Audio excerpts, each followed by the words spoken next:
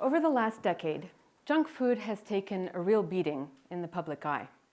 McDonald's has shut down hundreds of its stores. Organic food shops are popping up everywhere. We've awoken to the fact that junk food hurts us. It's time for a similar revolution in our news consumption, because junk news hurts us too. And I don't mean fake news. Fake news is intentionally fake. Junk news is true, or at least attempts to be. We all instinctively know what I'm talking about, right?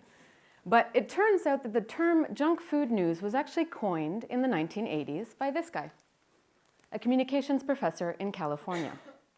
And Dr. Carl Jensen defined junk news as the nonsense that distracts us from the more important issues.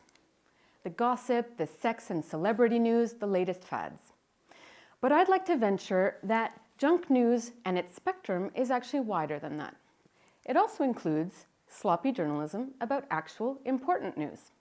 Journalism that's opinionated, superficial, one-sided. That isn't an outright lie the way fake news is, but that doesn't help us understand very much and is poor quality. So, if classical junk news is your greasy double bacon cheeseburger, junk coverage of important news is the low-fat blueberry muffin that looks healthy but's actually loaded with calories. The thing is, junk news is actually more dangerous than fake news because it's more insidious. And here's how.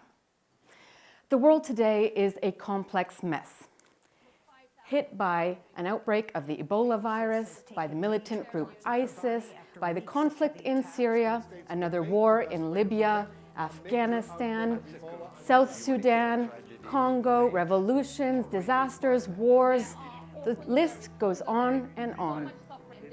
A direct hit by an airstrike. We are bombarded by bad news every day. And a lot of what we hear about the threats that face us is somewhere on that junk news spectrum. I've been a journalist covering humanitarian crises for the last 10 years. Crises that threaten people's lives, their safety, their access to basic services. And I now run a news organization called IRIN that specializes in covering some of the biggest challenges of our time: migration, climate change, wars, and epidemics. From hotspots around the world, our journalists try to dig deeper, to go beyond the headlines, to explore in depth the implications, the causes, and the responses to crises, and to try to encourage more effective international policymaking. From that vantage point, I can tell you that a lot of the news that we hear today about these crises doesn't even begin to scratch the surface. So let me give you a couple examples. In 2007, I arrived in Sudan, just as the chief prosecutor of the International Criminal Court was seeking an arrest warrant for the Sudanese president. He alleged that the president had committed war crimes in Sudan's western Darfur province. Now, I'd heard a lot about Darfur in my home country of Canada. In the West, we were told that a brutal genocide was underway, that the Arabs were trying to wipe out certain African tribes because of their ethnicity. Ethnic cleansing and tribal fighting dominated headlines and gave birth to a movement to try to stop a genocide. George Clooney and Bono, among others, took up the mantle. And all this sounds positive, but the problem is that they repeated these simplistic ethnic-driven narratives over and over. When I went to Sudan to find out for myself, these narratives began to disentangle. The ethnic distinctions weren't so clear. One of the people I met in a small village in the north of the country was Adam Abbas Ibrahim. And I remember asking him, "Are you Arab or African?" And he seemed a bit puzzled by the question. And eventually he said, "Both, I guess." He came from the Four tribe, one of the main tribes in Darfur, but also had Arab blood. He'd married an Arab wife, and together they had 3 mixed children. And I learned that the two groups had intermingled in Darfur for decades. You see, the conflict in Darfur was a complicated mix of factors. First, you had a struggle for power, federally, between the elite in the capital and those on the periphery who wanted political reform. In Darfur, you had a split between the nomads and the farmers, who had historically shared land and water, but because of a drought, were increasingly competing over resources. And then you had a government that capitalized on these divisions for its own interests. Now, I've only just given you the tip of the iceberg, but the point is it's complicated. more complicated than the words ethnic cleansing alone can reflect. Simplistic narratives in Sudan led to policies that the people on the ground didn't really need. It also made it nearly impossible to have a constructive conversation with the Sudanese government, and that hampered prospects for peace. Let me give you another example. In Syria, in the early days of the war, the narrative was simple. Syrian President Bashar al-Assad was bad, and the rebels trying to oust him from power were good. Many Western leaders were pushing for these rebels to be armed so that they could fight this evil dictator. But over time, the complexity became apparent. The rebels were a vast mix of groups, including some extremist groups who weren't so innocent. In the capital, Damascus, in 2012, I met a young man named Khaled. Let's call him Khaled. In a middle-class home where he and his mother were busy preparing lists of people in need of aid and deliveries. And he had been presented to me as a local volunteer helping the relief effort. But it wasn't long before he admitted to me that when there wasn't enough money to fund his relief work, he picked up his gun, went back to his hometown of Homs, and hijacked aid convoys at gunpoint to redistribute the aid to those he felt were most in need. Khaled was just one of the many complex characters that I met in Syria, but he encapsulates a challenge. When you're trying to resolve the Syrian conflict, who are the good guys? Who are the bad guys? Was Khaled a freedom fighter, an aid worker, or a dangerous militant? It just isn't black and white. Like Sudan, in the case of Syria, simplistic narratives about who to blame have completely warped our view of the conflict, have affected military realities on the ground, and have led to stagnation in the peace negotiations. Sudan and Syria are just two in a long list of crises that defy simplistic narratives, and yet much of what we consume about them today is exactly that. So, you might say, so what? I don't need to know the intricacies of some crisis on the other side of the world. Here's why that thinking is flawed. First, we live in an interconnected world. Crises somewhere else will land on our doorstep sooner or later. The conflict in Syria has caused a global refugee exodus. It has fueled the rise of right-wing politicians in many countries, and it has threatened the entire concept of the European Union. Next door, in Iraq, the invasion of 2003 by the US spawned the birth of ISIS, which has gone on to terrorize the entire world. These crises cannot be contained, and building a wall, as some simplistic narratives might suggest, will not protect us. The second reason we need to understand these crises is this. Every year, the United Nations spends billions of dollars responding to crises.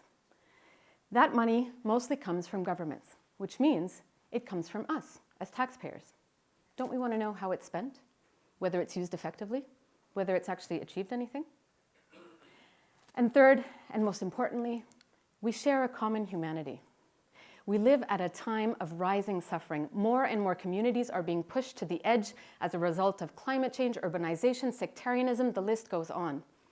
10 years ago, the UN was targeting 26 million people with emergency life-saving aid in crisis zones. Today, that number has nearly quadrupled to 98 million people. That's well over the population of France. Can you imagine every single person in this country struggling for the very basics of life, food, water, shelter, safety? We're talking about people who go to bed at night wondering if their children will be kidnapped by militias the next morning. Women in refugee camps who worry about going to the bathroom for fear of being raped along the way. Parents who have to decide whether to give the only life jacket to their son or their daughter as they board a shaky boat to cross the Mediterranean. That could be me, and that could be you. It has never been more important to understand our ever-complex world because we cannot prevent, respond to, or resolve these crises if we do not properly understand them. But there's another angle to this. My grandmother used to say that no right is lost so long as someone is fighting for it. And I think that's part of the reason I became a journalist. Part of fighting for those rights is having a free, independent press that can amplify the voices of the most marginalized in society, that can ask the tough questions, that can hold the powerful to account. So this isn't just about a failure to understand the world around us. Junk news erodes our democracies because it fails to give us the information we need to be responsible, active citizens and to make informed decisions about our own lives. So no matter how you slice it, the stakes are really high. Biased information, superficial reporting, TV hosts who are spouting off their opinions without any evidence, this leads to dangerous public perceptions and bad international policies. Think of the debates around climate change, migration, Brexit, the US elections.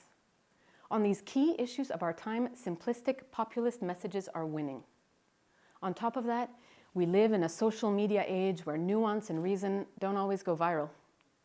It is getting harder and harder for responsible, informed journalism to break through all the noise out there. As far as I'm concerned, this is the challenge of our time. It's a real dilemma for news organizations like ours because we're out there producing this quality, in-depth journalism about life and death issues.